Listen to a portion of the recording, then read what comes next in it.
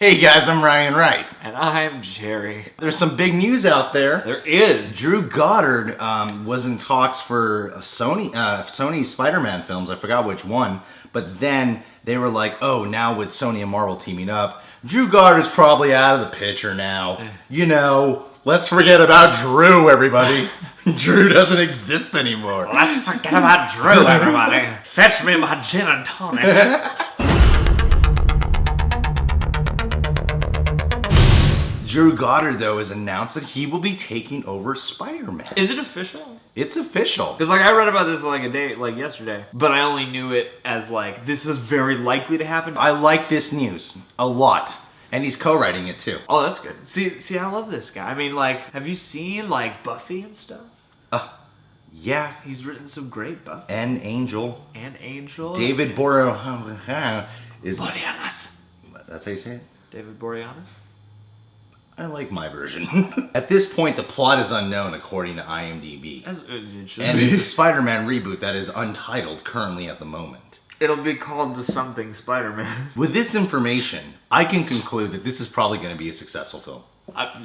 Maybe. Well, Drew Goddard is perfect. I mean, he's not that reputable to her. Well, no. This is a choice that inspires a little bit of confidence for me because, Drew Goddard was attached to Daredevil for a while, and then he left. There were some problems with him in Marvel, and the fact that he's now in the mix for this one, maybe they're getting a little more confident about their creatives now that Guardians of the Galaxy was so successful. Okay, but here's the interesting thing. Yeah. He is in pre-production stages for the Sinister 6, which is a DC film.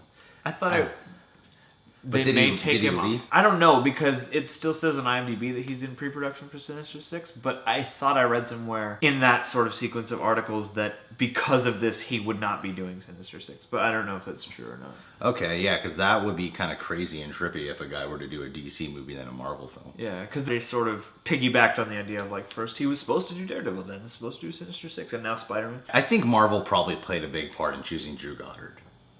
They seem like they would be the ones to do it, you know? Well, they've been developing with him before, because that was that Daredevil. He was supposed to do a Daredevil series, and then that didn't go so well. Because Drew Goddard's we've only seen one film he's done. 2. What's the second one? Cloverfield. Well, he wrote Cloverfield. Oh, no, I know he's written more than he...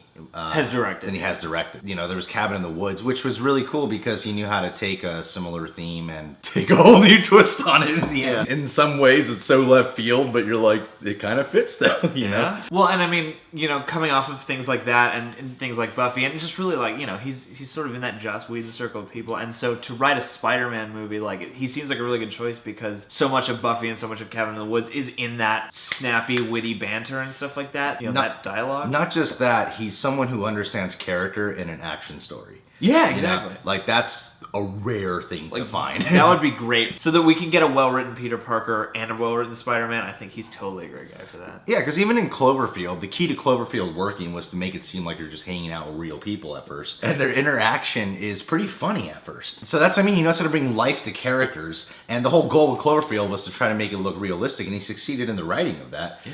And T.J. Miller was the cameraman. T.J. Miller is hilarious. I love T.J. Miller so much.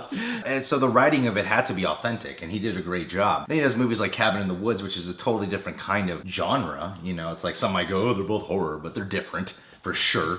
Meta horror, I feel like meta horror has to have its own video store shelf. Yeah, but it's a different style of writing. Just piggybacking off of that, this is a guy who clearly understands the inner workings of genres. Mm-hmm. Yeah, exactly. And can make those work. He could make a superhero movie that also sort of pokes at the conventions of that genre. And he worked on Lost a lot. Yeah. And anyone who's on the writing staff of Lost is pretty fucking mysterious to me. Everyone loves Damon Lindelof. Yeah, he's the other big one, right? Yeah. He worked on Lost, and Lost is very inventive. Lost up until the last episode. Finding out where they are. He's worked with J.J. Abrams quite a few times. Yeah. He worked on Alias. Alias is an action show that had to have humor in the characters. That's why he brings out a certain personality in the characters. Yeah. And I feel like he can really capture Spidey's personality. Yeah, no, totally. Because it's like I said, I think he'll be able to understand the sort of nuances of the character enough for Peter, and then have the motivation and the form for just the really snappy like one-liners and stuff. If like, it is Peter Parker, though. if it is Peter Parker. Yeah. But whoever it is, I'm just gonna come up with reasoning as to why I think he'll do a great job. Yeah. Because it's him. You know, he knows what he's doing. He was also one of the people who worked on World War Z. He did, yeah. He like rewrite the third act or something, or I think he was like the 47th rewrite on that film. I'm happy about it. I'm like legit happy for this. It's taking Spider-Man into the right hands. Yeah, because Spider-Man is one of my favorite superheroes. You know, it's like, I know I'm always the guy in these things where like, I'm kind of tired of big loud action movies, but like Spider-Man always gets me excited, and this is good news. Yeah, I think it's just... I wish I was Spider-Man. Did you ever like really dream when you were younger? I did. That you like how often did you do this shit? A lot. I would daydream for Run down hours home. just pretending I'm Spider-Man. I couldn't afford the web shooter toy growing up. No one could afford the web shooter. None of us had jobs back then. Anyway, guys, thanks for tuning in for today's news broadcast. If you're new to the channel, you can subscribe to The Real Rejects. And Jerry has a show where he does movie reviews in his vehicle. I'm not going to make a masturbation joke. Got your back. Bam. That's your penis as a shotgun. Oh, You did make a masturbation. Now you weren't masturbating. Your penis is a shotgun. No, you cocked it and shot a load. bullet.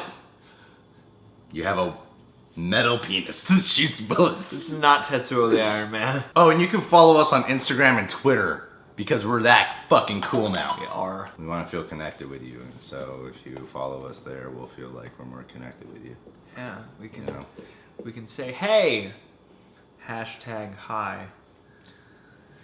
Yeah, I know that feeling.